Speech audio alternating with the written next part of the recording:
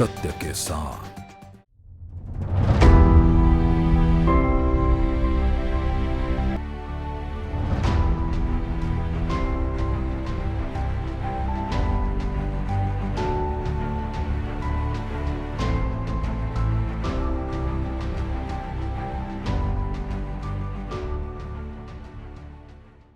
नमस्कार, मैं हूं मोहम्मद सलीम सैफ़ी और आज हमारे ख़ास मेहमान हैं डॉक्टर अतुल कृष्णा, सुभारती समूह के चेयरमैन। डॉक्टर साहब, हमारे स्पेशल शो में आज आपका स्वागत है। और मैं आपको बताना चाहता हूं डॉक्टर अतुल कृष्णा कौन है।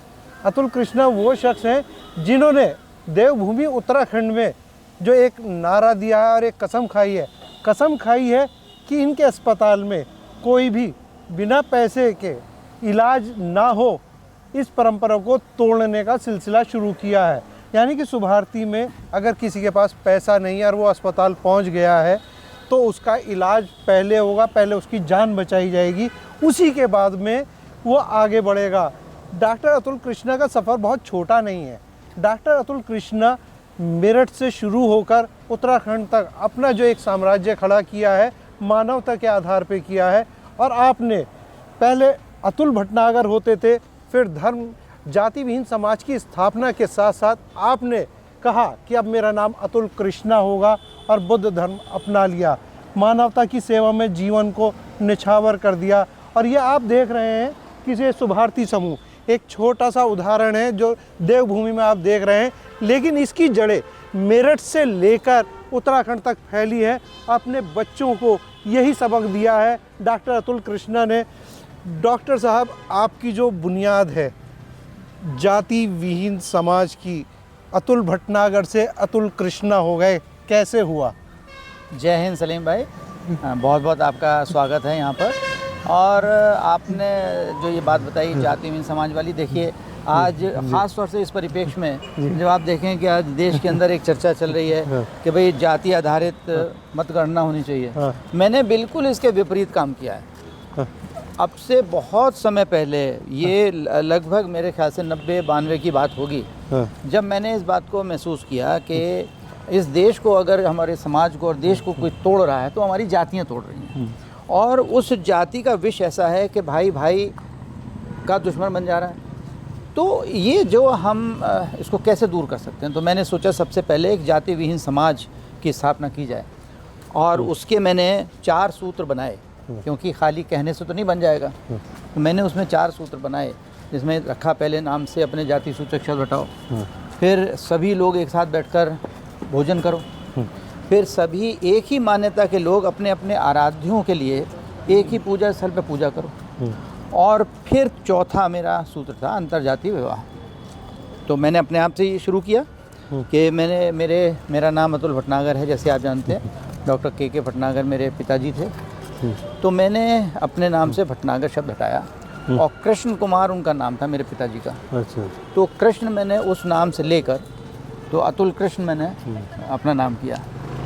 और इसी प्रकार मैं लोगों से कहता हूँ, मेरे बच्चों के आप देखेंगे जितने भी मेरे 3 बच्चे हैं, उनमें किसी में आपको जाति नहीं मिलेगी। एक मेरी बिटिया का नाम, सबसे बड़ी वाली का शल्या राज है, और बेटे का नाम मेरा कृष्ण मूर्ति है, और मेरी छोटी बेटी, उसका नाम है अवनी कमल। अच्छा।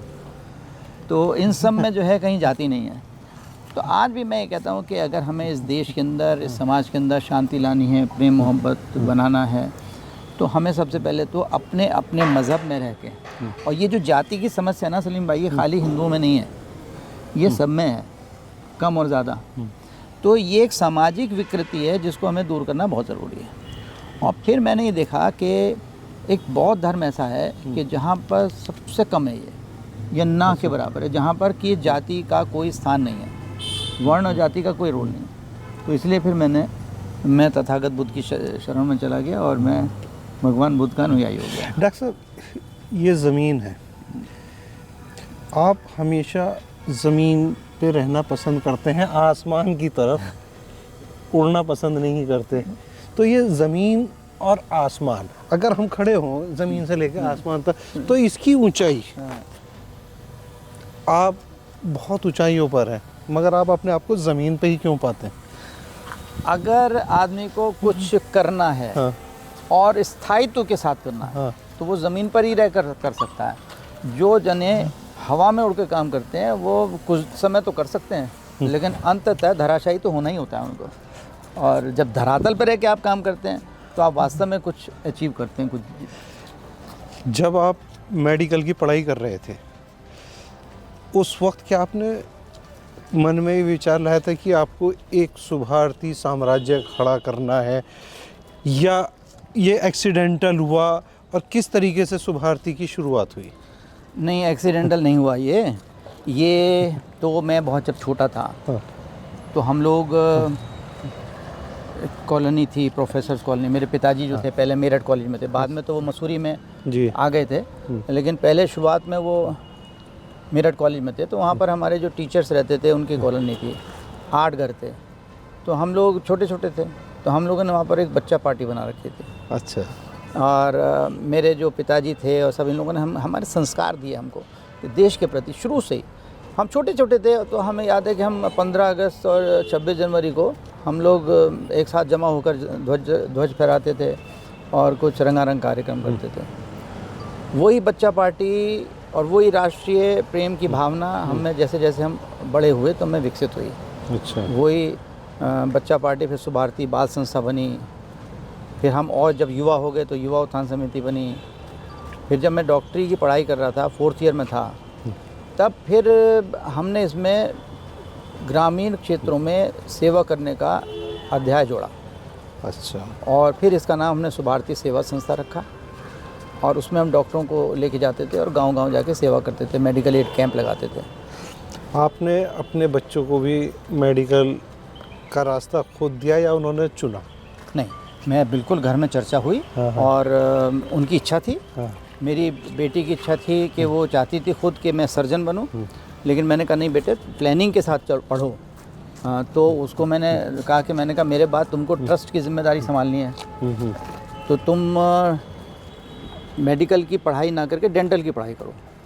अच्छा। तो मैंने उसको फिर डेंटिस्ट्री कराई, उसने BDS किया, फिर MDS किया, और आज जो मेरठ वाला मेरा जो यूनिवर्सिटी है, स्वामी विवेकानंद सुभारती विश्वविद्यालय, वो उसकी मुख्य कार्यकारी अधिकारी है, और वो पूरा वो देख रही है। सुभारती के इस शानदार सफ़र में डॉक्टर मुक्ति की अहमियत को कोई नकार नहीं सकता। डॉक्टर मुक्ति आपके कंधे से कंधा मिलाकर चली, तो डॉक्टर मुक्ति से कहाँ मुलाकात हुई थी और किस तरीके से डॉक्टर मुक्ति ने आपको साथ निभाया? सलीम भाई, डॉक्टर मुक्ति के बिना तो सुभारती असंभव थी। इसका सुभारती का, चाहे वो देहरादून की सुभारती हो चाहे मेरठ की सुभारती हो, इसका जो एक एक कण है वो डॉक्टर मुक्ति की याद समाये हुए है। डॉक्टर मुक्ति का मेरा कोई प्रेम विवाह नहीं था, ये हमारा एक बिल्कुल अरेंज्ड मैरिज थी। हाँ, ये ज़रूर है कि मैं चाहता था कि मेरी वाइफ जो है वो डॉक्टर हो, तो डॉक्टर ही ढूंढा गया, और ये मेरी खुशकिस्मती थी कि मुझे डॉक्टर मुक्ति जैसी पत्नी मिली, जिन्होंने जो न केवल एक बहुत अच्छी डॉक्टर थी, लेकिन वो बहुत मिलनसार थी, और इतनी ताकत उन्होंने मुझे दी, क्योंकि मैं तो संघर्ष में बिज़ी रहता था, संघर्ष लड़ता, लेकिन मेरे पीछे ताकत थी, और 2 तरह की ताकत थी। एक तो मुझे ये विश्वास था कि अगर मैं कहीं पर कुछ मेरे साथ कुछ हो भी गया, क्योंकि संघर्ष में पता नहीं चलता है, तो पीछे जो मेरे एस्टेब्लिशमेंट्स हैं, मेरा परिवार है, उसको संभालने के लिए एक सशक्त महिला मौजूद है। हर कामयाबी के पीछे एक महिला। हाँ, ये वो महिला डॉक्टर मुक्ति, वो डॉक्टर मुक्ति थी, और ये कहने वाली बात नहीं है, केवल शब्दों की बात नहीं है, ये सच्चाई की बात है। डॉक्टर मुक्ति के बारे में कहा जाता है कि वो डॉक्टर अतुल कृष्णा से ज़्यादा संवेदनशील थी, और मानवता के लिए डॉक्टर अतुल से कभी कभी उनकी फाइट भी हो जाती थी। इसमें तो 2 राय नहीं कि बहुत ही संवेदनशील थी वो, और इमोशनल बहुत थी। मेरे में उनमें अंतर थोड़ा सा इतना था कि मैं थोड़ा इमोशनल तो था, लेकिन उतना नहीं था। अब मैं एक उदाहरण दे रहा हूँ कि एक हमारे एक जानकार हैं, बल्कि हमारे आया थी, उसकी जो एक पोती हुई, उसको एक ऐसी बीमारी थी कि जो मुझे पता था कि ये ठीक नहीं हो सकती है, और ये मैंने उसको सलाह दी। उस बच्ची की जब पैदा हुई तो बहुत सीरियस कंडीशन थी, तो मैंने उसको आया को सलाह दी कि भाई तुम इसका इलाज मत करो, और इसको बचा अपने आप नहीं बचेगी, इसको बचाने के लिए कोई प्रयास मत करो। तो वजह क्या है कि मुझे पता था कि ये इसका जब ये बड़ी हो जाएगी तो इसका जीवन बड़ा दुख में होगा, कष्ट में होगा, इसका कोई कुछ नहीं कर पाएगा। तो मेरे इमोशन, ऐसा नहीं इमोशन नहीं थे, मैंने इमोशन के ऊपर प्रैक्टिकल चीज़ को देखते हुए थोड़ा सा ये निर्णय लिया। लेकिन डॉक्टर मुक्ति बहुत इमोशनल थे, उन्होंने कहा ये कैसे हो सकता है और मैं करूँगी, और उन्होंने सारी उसकी सेवा करी, उसकी लिए जान बचाई उसकी। डॉक्टर मुक्ति के इसी सपने को आपने साकार किया है। हमारा कैमरामैन आपको दिखाएगा, ये जो साम्राज्य आप देख रहे हैं, ये बिल्डिंग देखिए, ये डॉक्टर मुक्ति और डॉक्टर अतुल की कल्पना को साकार करते हुए ये देवभूमि उत्तराखंड की शान बना है। और जिस तरीके से डॉक्टर अतुल कृष्णा ने मेडिकल एजुकेशन को अपना धर्म बना लिया, वो अपने आप में बहुत मायने रखता है। और डॉक्टर अतुल कितने संवेदनशील हैं, इसका अंदाज़ा आप लगा सकते हैं कि इस हॉस्पिटल में लगभग 750 की ओपीडी डेली होती है। 650 बेड का यहाँ हॉस्पिटल है, और चाहे कोई सा भी दौर रहा हो, चाहे डेंगू का दौर रहा हो, मरीज़ों की सेवा में दिन रात लगे रहे। और इसके अलावा आप देख सकते हैं, ये जो हॉस्पिटल आप देख रहे हैं, इसी हॉस्पिटल में डॉक्टर अतुल ने एक स्कीम चलाई है 1 रुपये वाली। 1 रुपये की स्कीम किस लिए चली है कि जिन लोगों के पास आयुष्मान कार्ड नहीं है और आयुष्मान कार्ड के बिना वो इलाज से वंचित ना हो, तो डॉक्टर अतुल कृष्णा चाहते हैं कि कोई भी बिना इलाज के मजबूर ना हो, अपने आप को ऐसा है महसूस ना करें। डॉक्टर साहब, ये 1 रुपये वाली क्या योजना है आपकी? देखिए, इसमें 1 रुपये वाली योजना ये है कि जो लोग जिनके पास आयुष्मान कार्ड नहीं है, जो ईएसआई से कवर्ड नहीं है, या किसी और अन्य योजना के अंतर्गत, वो सरकारी योजनाएं हैं बहुत सारी, लेकिन उसमें किसी में वो कवर्ड नहीं है, ऐसा आदमी, एक मज़दूर आदमी, एक जो आर्थिक रूप से सक्षम नहीं है, वो एकदम से उसके ऊपर समस्या आ जाए तो क्या करे वो? आजकल तो दवाएँ इतनी महंगी हो गई हैं, कुछ नहीं कर पाता। तो हम लोगों ने एक योजना चलाई है जिसको हम 1 रुपये की योजना है, स्वास्थ्य शुभारती निरोग योजना हम बोलते हैं। और इसमें हम लोग 200 रुपये लेते हैं 6 महीने के लिए, और इस 200 रुपये में 20 रुपये पंजीकरण के हैं, उसके बाद 180 रुपये 180 दिन के हैं, और 6 महीने बाद फिर वो 180 रुपये में रिन्यू हो जाती है। इस ड्यूरेशन में उसको कितनी भी आवश्यकता पड़े, कोई भी रोग हो जाए, कितने बड़े से बड़ा ऑपरेशन हो जाए, वो सारा खर्चा शुभारती करती है। अच्छा डॉक्टर साहब, एक चीज़ मैं जानना चाहता हूँ, ये जो आयुष्मान योजना सरकार की चलती है, बहुत सारे हॉस्पिटल आयुष्मान योजना के तहत इलाज करने से परहेज़ करते हैं, तो इसके पीछे कोई ख़ास वजह है या कुछ और इकोनॉमिक्स जमा घटा है? नहीं, इकोनॉमिक्स ही है। देखिए, जो पेशेंट आयुष्मान के अंतर्गत रजिस्टर्ड है तो उसके रेट फिक्स्ड हैं, पैकेज उसका फिक्स्ड है। कोई भी अस्पताल उस नियत पैसे से ज़्यादा नहीं ले सकता, उसके अंदर उसको दवा भी देनी है, उसका इलाज भी करना है, उसको खाना भी देना है, सारी सुविधा देनी है।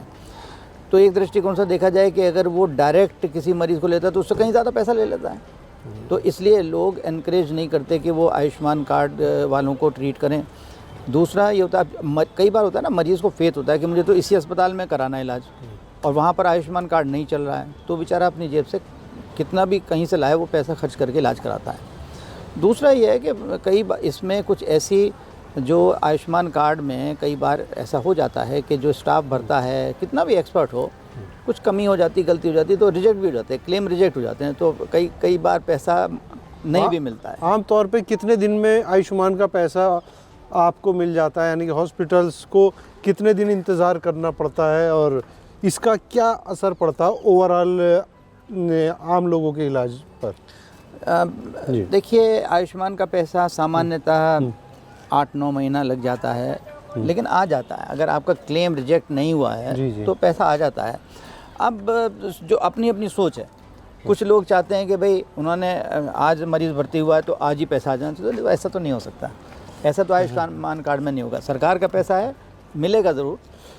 लेकिन जो हॉस्पिटल आयुष्मान के तहत इलाज नहीं करना चाहते, उसके पीछे क्या सोच हो सकती है, क्या साइकोलॉजी हो सकती है? यही बस केवल आर्थिक। उनको लगता है कि हम अगर भाई पेशेंट तो हमारा नाम हो गया अस्पताल का, मरीज़ तो आएगा ही आएगा, तो आयुष्मान का मत करो, तो डायरेक्ट देगा तो मुझसे कई 3-4 गुना ज़्यादा पैसा ले लेंगे। पैसा तो आपने भी लगा रखा, क्या आपको डर नहीं लगता? नहीं, डर मेरा पैसा फंसा रहेगा, इतने महीने फंसा नहीं, रहेगा? अपनी सोच है। अपनी अपनी सोच है। मेरी सोच कभी ये नहीं रही कि मुझे, मैंने जैसे कहा ना आपको, आप तो जानते हैं कि मैं मेरठ में मेरा अच्छा खासा इस्टेब्लिशमेंट है, तो मैंने जो यहाँ पर अस्पताल खोला है और मैं यहाँ पर आया हूँ, तो मेरा प्राथमिक एम पैसा कमाना नहीं है। इतना मुझे विश्वास है कि जो भी आयुष्मान का पैसा है वो सरकार से देर सवेर आ जाएगा, तो इसलिए कोई चिंता नहीं होती है। सुभारती हॉस्पिटल की क्या क्या खूबियाँ हैं और सुभारती यूनिवर्सिटी को सर्वश्रेष्ठ यूनिवर्सिटी बनाने का जो आपका सपना है, कितना आपने अचीव कर लिया? मैं सलीम भाई इसको दो हिस्सों में बात को रखूँगा अपनी। हाँ। एक तो अस्पताल एक बिल्कुल अलग इशू है, हाँ। क्योंकि किसी भी मेडिकल कॉलेज के साथ, किसी भी यूनिवर्सिटी के साथ जो एक अस्पताल होता है वो एक अलग चीज़ होती है, आवश्यक होता है। जी जी। तो अस्पताल में मेरे यहाँ जितने भी सामान्य सुविधाएं हैं या जो विशेषज्ञ सुविधाएं वो सारी यहाँ पर उपलब्ध हैं। अच्छे डॉक्टर हैं, सारी सुविधाएं उपलब्ध हैं। जो विशेष बात है, जो मैं अन्य अस्पतालों के मुकाबले ये कहना चाहूँगा कि यहाँ पर पैसा आधार नहीं है। पैसे के बिना भी अगर कोई किसी के पास पैसा नहीं है तो भी उसका इलाज होगा, वो वापस नहीं जाएगा अगर उसको विश्वास है। और ये इस भावना की जो अगर मैं कहूँ तो मैं उस समय मसूरी में था, मेरे पिताजी MPG कॉलेज मसूरी में प्रधानाचार्य थे, और जब मैंने प्राइवेट प्रैक्टिस शुरू करी थी तो मेरे पिताजी ने मुझसे कहा था कि मैं तुमको अनुमति तो दे रहा हूँ, लेकिन एक शर्त है मेरी, और शर्त यह है कि तुम्हारी क्लिनिक से कोई भी आदमी कभी बिना पैसा अगर है तो ऐसा नहीं होना चाहिए कि वापस चला जाओ। तो वो मैं आज तक मैं उसको निभा रहा हूँ, और जब तक ये जीवन है तब तक तो निभाऊंगा ही। और मुझे खुशी इस बात की है कि मेरे जो बच्चे हैं वो भी इसी भावना को लेकर करें। आपने सुभारती को कॉरपोरेट नहीं बनाया बल्कि समाज सेवा का एक प्रतीक बनाया, उसे एक ट्रस्ट बनाया। आपके सपने कॉरपोरेट वाले कतई नहीं है। आप अपने आप को एस्टेब्लिश कर सकते थे एक बड़े ग्रुप के तौर पे, मनी मेकिंग एजेंसी के तौर पर, तो ये ख्याल क्यों नहीं आया? यही मैंने बताया ना कि मेरे पिताजी ने मुझसे कहा था कॉरपोरेट की बड़ी मजबूरियां हैं। कॉरपोरेट वाले डॉक्टरों को बहुत मोटा मोटा पैसा देते हैं, सैलरी देते हैं। अब वो डॉक्टरों पे लेकिन प्रतिबंध होता है कि भाई आपको जितना हम आपको सैलरी दे रहे हैं, मान लीजिए वो 5 लाख रुपए दे रहे हैं, तो उनका ये दायित्व है कि वो 15 लाख का उनको बिजनेस देंगे। तो वहाँ पर प्रोफेशन ख़त्म हो गया, प्रोफेशन पीछे रह गया, बिजनेस बन गया। तो दोनों में, एक व्यवसाय में और एक व्यापार में यही तो अंतर है कि जब आप कॉरपोरेट चले जाते हैं तो आप वो फिर व्यवसायी नहीं रह जाते, आप व्यापारी बन जाते हैं। और मेरा जो अस्पताल है वो एक व्यावसायिक केंद्र है जहाँ पर हम व्यवसाय करते हैं, पेशा करते हैं और लोगों को इलाज देते हैं। तो कॉरपोरेट का और जो मेरे अस्पताल का, उसमें बेसिक कॉन्सेप्ट में फ़र्क है, और वो कॉन्सेप्ट जो मेरे पिताजी ने मुझे दिया है। डॉक्टर साहब, अगर हम अब सुभारती यूनिवर्सिटी की बात करें तो सुभारती यूनिवर्सिटी को लेके जो आपका एक विज़न था, जो आपने प्लान किया था, कहाँ तक अचीव कर चुके हैं? मुझे बहुत खुशी है, मुझे कहते बहुत संतोष है कि जो मैंने विज़न लिया था सुभारती का, मेरठ में मैं लगभग वो पूरा कर रहा हूँ, और देहरादून में भी मेरी इच्छा है, मैं उसमें अग्रसर हूँ। और जो देखिए मेरठ के बारे में आपको बताऊँ, जो कि वही देहरादून में मैं चाहता हूँ और इस समय के साथ होगा। मेरा सबसे बड़ा कहना यह है कि देखिए, सबसे पहले जब हम विश्वविद्यालय की या शिक्षण संस्थान की बात करते हैं तो हमारा एम क्या है? हमारा एम यह है कि अच्छी से अच्छी वहाँ पर शिक्षा दी जाए, और अच्छी से अच्छी शिक्षा तब आप दे सकते हैं जब आपके पास इंफ्रास्ट्रक्चर अच्छा हो, आपके पास टीचर्स अच्छे हों, आपके पास इक्विपमेंट अच्छे हों। तो ये सब सुभारती ने अचीव किया है। लेकिन मैं यहाँ नहीं रुकता हूँ, मैं कहता हूँ कि शिक्षा अगर राष्ट्र के काम ना आ पाए तो बेकार है। तो आपको जो नॉलेज मिल रही है, आप में वो भावना भी जागृत होनी चाहिए कि उस नॉलेज को आप देश के लिए सोचें और तब विकास करें। जैसे उदाहरण के तौर पे मैं आपको परमाणु ऊर्जा की बताता हूँ। अब परमाणु ऊर्जा भारत के पास है तो भारत उससे बिजली बना रहा है, और पाकिस्तान के पास है तो वो उससे गिनती लगा रहा है कि भाई भारत से इतने ज़्यादा मेरे पास एटम बम हो गए। तो साथ आवश्यक इस बात का है कि अगर शिक्षा के साथ आपको संस्कार और राष्ट्रीयता नहीं मिली तो बेकार है। और मुझे इस बात की प्रसन्नता है कि मेरठ में मैं वो अचीव कर चुका हूँ कि मेरे बच्चे जो हैं उनको शिक्षा के साथ संस्कार और उनमें राष्ट्रीय भावना उनमें जागृत हो रही है। डॉक्टर साहब, आप एक अच्छे फाइटर हैं, आपको फ़ाइट करने का बहुत ज़्यादा शौक़ है, लेकिन आपकी जो फ़ाइट होती है किसी कमज़ोर दबे कुचले शख्स से नहीं होती। आपका टकराव हमेशा, जब भी हमने देखा, बड़े ब्यूरोक्रेट, पॉलिटिशियंस, सिस्टम के किसी आला ओहदे पर बैठे शख्स के साथ में आपके टकराव होते हैं। आपको ब्लैकमेल करने की भी कोशिश की जाती है, फर्जी मुकदमों में भी फंसवाने की कोशिश की जाती है। कहीं ना कहीं आपके नाम को घसीटने का जो ये कोशिश होती है और ये जो फाइटिंग को आप मुस्कुराते हुए लड़ते हैं और किसी भी अंजाम के लिए तैयार रहते हैं, किस तरीके से इसे आप लेते हैं? नहीं, मेरा ऐसा नहीं है कि मुझे कोई लड़ाई का शौक़ है लेकिन इतना ज़रूर है कि मैं अन्याय के सामने मैंने दबना नहीं सीखा।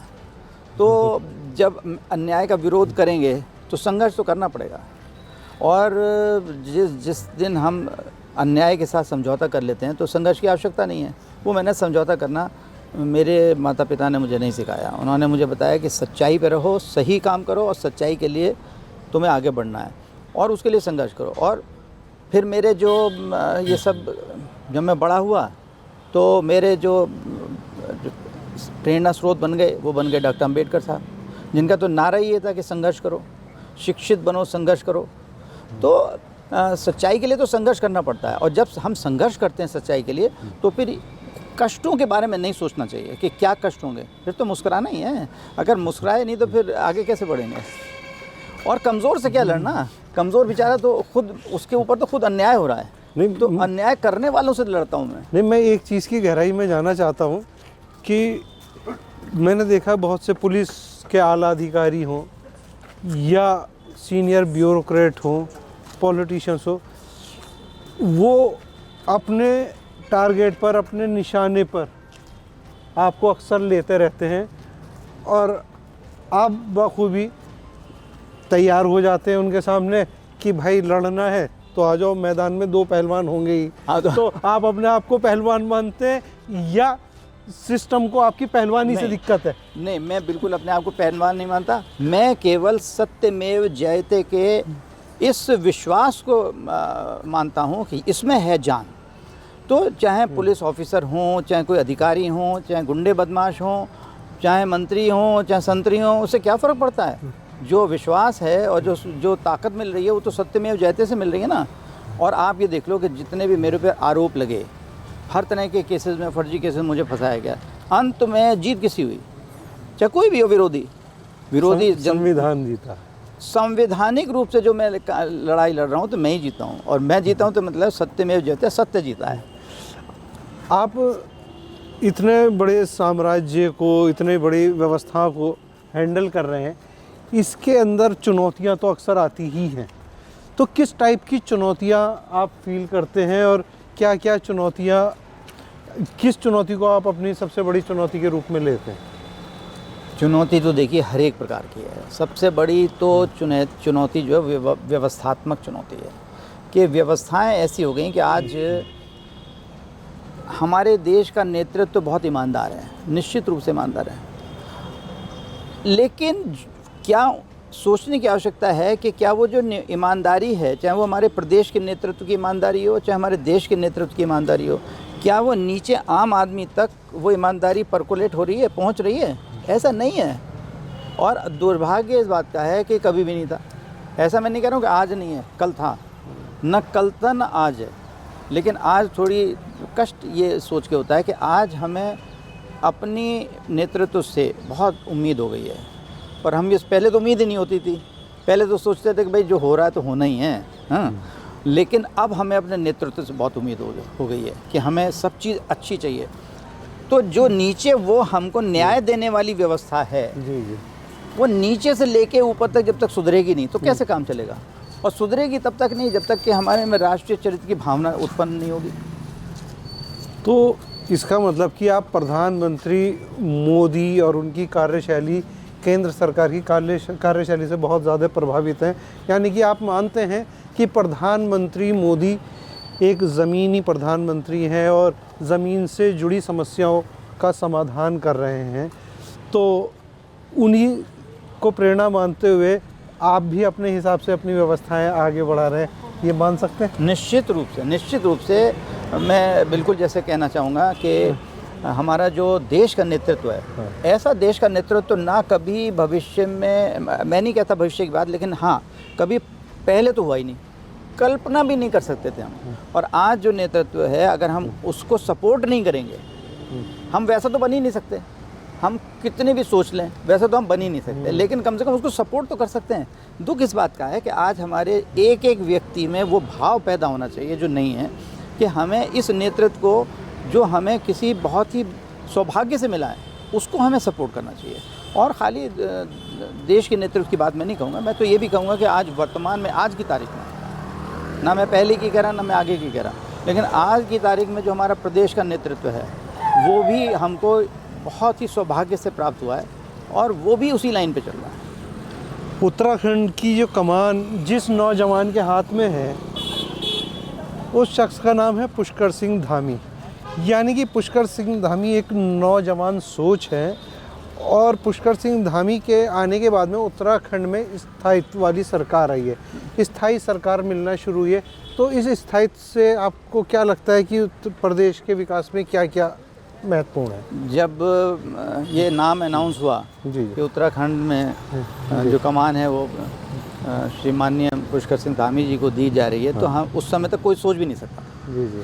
और हमने ये सोचा था कि ये भी एक उस समय जो शुरू की बात थी कि ये भी भाई कुछ दिन की बात है, पता चलेगा भाई ये फिर बदल गया, कोई और आ गया। लेकिन जो वक्त के साथ जो हुआ जी तो अकल्पनीय है, जी बहुत ही अच्छा और प्यारा नेतृत्व। मतलब एक तो सक्षम नेतृत्व होता है, एक होता है सक्षम के साथ साथ जी जो बहुत ज़्यादा जी जी आपसे मिलकर काम करने वाला हो, जी जी जी जो ज़मीन से एक आदमी को जोड़कर काम करने वाला हो, जी जो अपने निर्णयों को दूसरों पे थोपता नहीं है, जी जी उसको साथ लेके चलने वाली बात होती है। तो ये बहुत अच्छी हमारे प्रदेश का सौभाग्य है कि धामी जी का बहुत अच्छा नेतृत्व है और हमें अब दिखाई देता है कि प्रदेश में स्थायित्व है और प्रदेश आगे प्रोग्रेस करेगा। डॉक्टर साहब, अंत में मैं ये जानना चाहता हूँ, आप कितने बच्चों के अभिभावक हैं, मेरठ, देवभूमि सबको मिला के, और ये जो बच्चे हैं जो आने वाले कल का भविष्य हैं, कितने बच्चों के आप अभिभावक हैं और इन्हें क्या संदेश देना चाहते हैं? और हम चाहेंगे कि अपने सुभारती परिवार के साथ साथ देश और प्रदेश के तमाम बच्चों को आप संदेश दें। देखिए, मेरा सभी बच्चों को ये संदेश है कि आप अच्छी से अच्छी शिक्षा ग्रहण करें, अपने चरित्र को अच्छा बनाएं, आप अपने माता पिता के लिए एक निधि रूप में अपने आप को प्रस्तुत करें और आपका हर पल आपका ये विश्वास और विचार होना चाहिए कि मैं जो भी कर रहा हूँ वो मैं अपने समाज और अपने देश के लिए कर रहा हूँ। आपका हर सोच देश के लिए समर्पित होना चाहिए, क्योंकि अगर आपने बहुत अच्छी शिक्षा प्राप्त कर ली, आप बहुत ऊंचे पद पे भी पहुंच गए, लेकिन आप अपने देश के प्रति समर्पित ना हो पाए तो वो ऐसा जीवन बेकार है। तो मेरा संदेश यही है कि शिक्षित बनिए, संस्कारित बनिए, राष्ट्रप्रेमी बनिए और एक नारा हमेशा याद रखिए, राष्ट्र प्रथम, सदैव प्रथम। डॉक्टर साहब, आपने इतना वक्त दिया इसके लिए बहुत बहुत शुक्रिया। तो आप थे सुभारती समूह के चेयरमैन डॉक्टर अतुल कृष्णा, जिन्होंने बड़ी बेबाकी से अपने सफ़र की शुरुआत से लेकर आज तक के अपने ऐसे पहलुओं को हमारे साथ शेयर किया जो किसी के लिए एक मोटिवेशन का काम कर सकता है। मोटिवेशनल इंटरव्यू डॉक्टर साहब ने दिया। तो मैं तो तमाम उन लोगों से ये कहना चाहूँगा जो आज शिक्षा ले रहे हैं डॉक्टर साहब से प्रेरणा लेकर, कि एक छात्र ने जब अपने पिताजी से प्रेरित होकर ये सपना देखा था कि वो एक बड़ा विश्वविद्यालय बनाएंगे, मेडिकल कॉलेज बनाएंगे, जाति विहीन समाज की स्थापना करने के साथ उन लोगों का इलाज करेंगे जिनकी सूझ लेने वाला कोई नहीं है। डॉक्टर साहब ऐसे लोगों को अपने हॉस्पिटल में लाकर इलाज कराते हैं जिनके आगे पीछे कोई नहीं है, लावारिस हैं, कहीं पड़े हुए, कहीं से सूचना मिलती है तो डॉक्टर साहब की टीम एक्टिव होती है और उसे यहाँ हॉस्पिटल में लाके उसका इलाज करती है। सबसे महत्वपूर्ण बात यह है कि आयुष्मान कार्ड के अलावा 1 रुपये वाली डॉक्टर साहब की जो स्कीम है वो मानवता के लिए एक बहुत बड़ा संदेश है।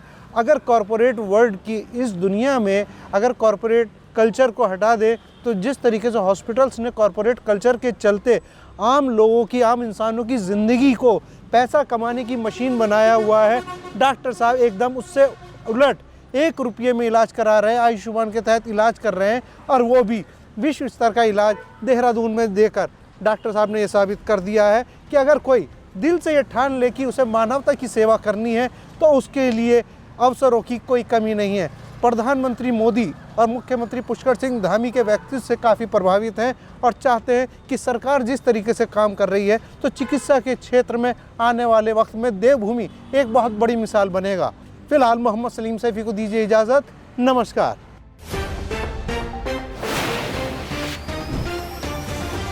सत्य के साथ।